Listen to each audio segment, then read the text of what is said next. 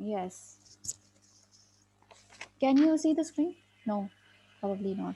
No. Okay. Yes. So you were telling us about the variation.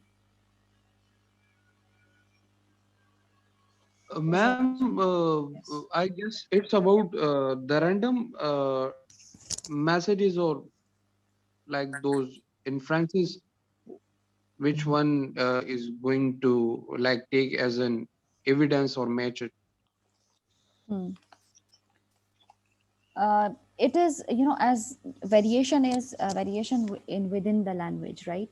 So variation can be random. That is it like based on the individual differences, or is it that is idyllic, or is it something which is associated with the identity of the person, that is from where they belong or which kind of language are they speaking? When someone from Swat comes here and they say Joe, you get to know that they are from Swat. Why? Because of the word Joe. Yeah. Is it their idyllic? No, it's not idyllic. No.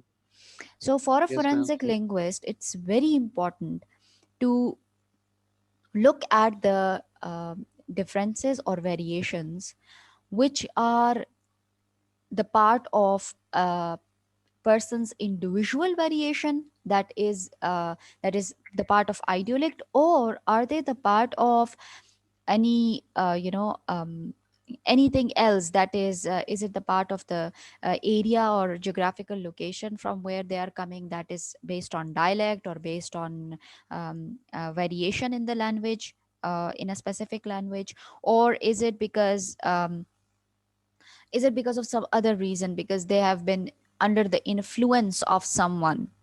Is it because of that? Right? They have to be sure when they are analyzing or any text message or any audio or anything, as for the in order to catch or in order to know the authorship, right? So for the forensic linguist, it's very important to know whether this variation is based on what, because forensic linguist is maybe they think that maybe they think that it's the individual difference, and they don't know about the variations in that area from which the person belongs. For example, if someone from Pakistan is living over there in any other area, any other country, and the kind of language that they are using is because of the interference of the first language, right? And it's not their uh, own individuality. For example, if someone speaks in English, and they are I don't know from which region, maybe Charsada or somewhere, they normally use per sound as fur and fur sound as per, right? For example, Yes, ma'am. Take with the yes. khatar, shine, Exactly, ha. exactly. So what if this is happening there, and they think that this is the same person, but there are multiple people who come from Pakistan, and they all belonging to the same region, because of which they all have these features, and they they mistake that for the individual features of a person, which is not the individual feature. It's not an ideologue, Yes, right? ma'am. It's not. It's Yeah, their so biological. a forensic linguist has to look at all these aspects.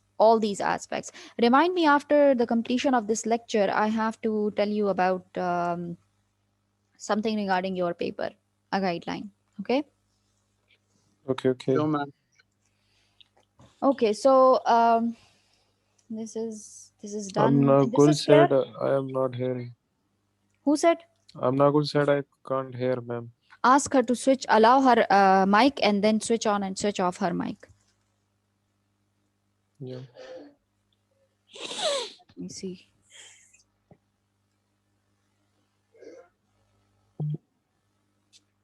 Okay. um She's offline. she got offline. Yep. Okay.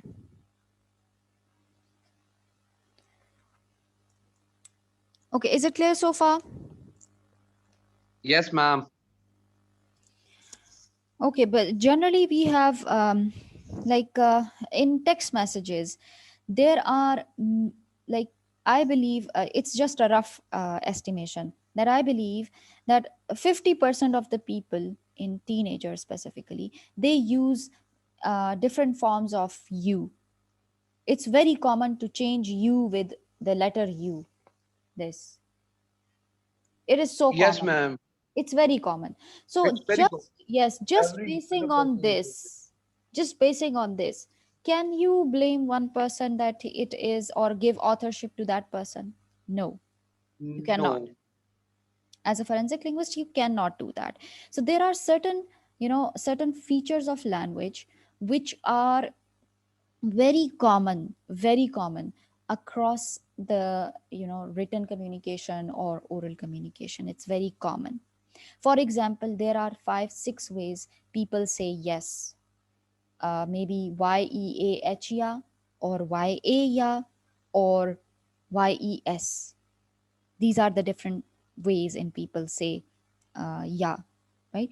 But if someone is saying yeah in a very different way, then this is probably an idiolect, right?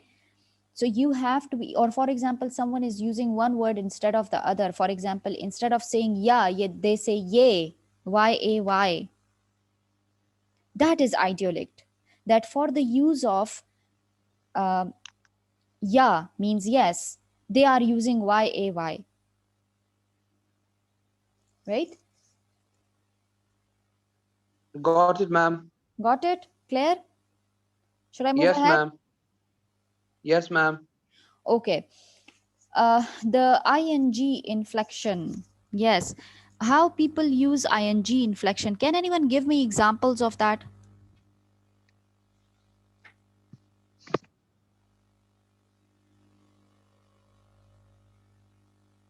Can anyone give me examples of ing inflection? That is the way people use ing.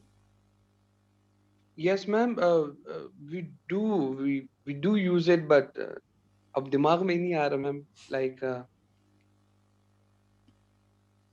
कैसे नहीं आ रहा दिमाग में?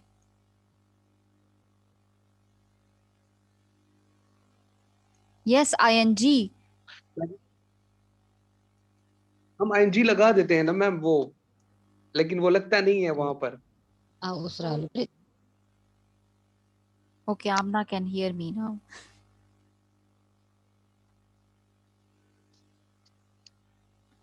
Yes.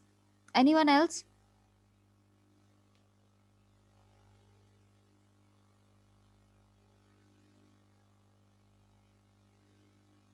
Okay, forget about written. Can you tell me something about a verbal that is which is associated with let's suppose speaking, the way people speak this words with ing, for example, running, etc.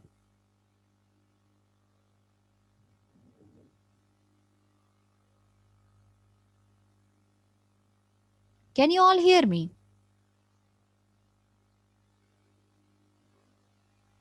Yes, ma'am. Yes, can anyone please tell me? Okay, let me ask from the participants. Ask them by name, ma'am. Yes, yes, I am. Yes, Tariq. Tariq.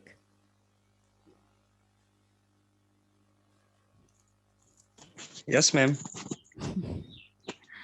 Yes, tell me.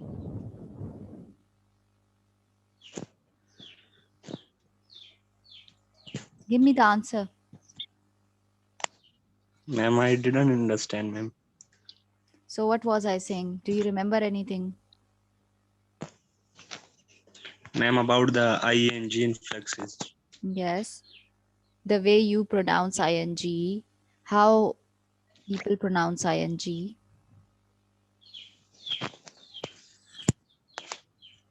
Ma'am, there is one example like hating. So hating, they use it. In does. Yes. Yes, in. Do we use hating as hating? No. We pronounce this last G, Yes, ma'am. but foreigners they don't. Yes, ma'am. Now this example came in my mind. I told you, ma'am, वो Very good. हम use करते लेकिन अब mind में नहीं आ रहा. Yes. So, based on different studies, the way ing is pronounced, you might have studied it in sociolinguistics that Lebov, no, not Lebov, Lekov. Lakoff said that there are gender differences. That is, females are more, they will more tend towards using, when pronouncing this ing inflection words as in rather than ing, right? But males are more prone towards using ing form. Means even there is difference in the gender as well. So based on ing inflections, you get to know whether this person, you have only guesses, right? Whether this person is from which gender differences or from which background, because you get to know the other factors associated with that, factors which are associated with the use of ing form, that is gender based differences or differences which are associated with people coming from different regions. That is, if there's Pakistani, so we use ing form, completely ing form, right? There's some history with which we have nothing to do with the history, right? Means how the verbal noun, and because ing form is also used as what do we call it, ing form is also used as gerunds as well, right? Yes, ma'am. But very few people normally uh, what do we call it, confuse this gerund and ing verb use. They don't confuse it, so the major difference comes in when the person is pronouncing ing words, the way they pronounce ing words, right? Ing or ing, based on from where they are coming, or based on the way. But there are people who use ing form a lot, like for example, or forget about ing, tion form. There are people who will be using tion so much, means they'll use the I, they'll change a verb into nominal a lot. The contribution of, or rather than saying that this thing contributed in, right? some Ma'am. people some people make things nominal, that is they use हर चीज से ION बना लेते हैं, theory बना लेते हैं ना, या इज्म बना लेते हैं. So there Yes, are ma'am. Sir, people. Azim बहुत करते थे ये वाले, madam, please. क्या है? Sir Azim जो है ना, he used to use this ism in his every Yes. second word.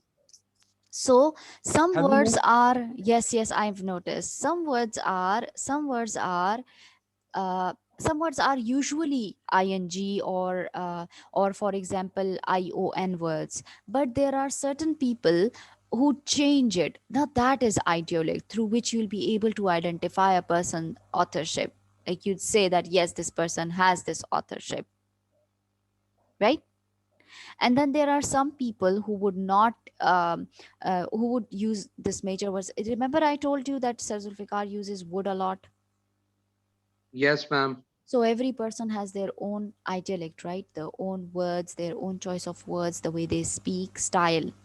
Same is the case with every teacher. Even I don't know about myself, but you people will be able to know what are the words that I use mostly, or what kind of kind of sentence structures do I use. You'd be able to identify it. I don't know about myself. I haven't done any forensic analysis of my own conversation, but you people can do that, right? So when you people would, I don't know, you'd be able to know what kind of language do I use, or what kind of words do I use. This is also similar to the kind of inflections that we use, all kinds of inflection, whether it is ism, whether it is mm, you know uh, ing, that is ing, right? So these words would help you in knowing whether the person is. Have you seen people who use s a lot? There are certain people who as use s a lot towards the end of as like words.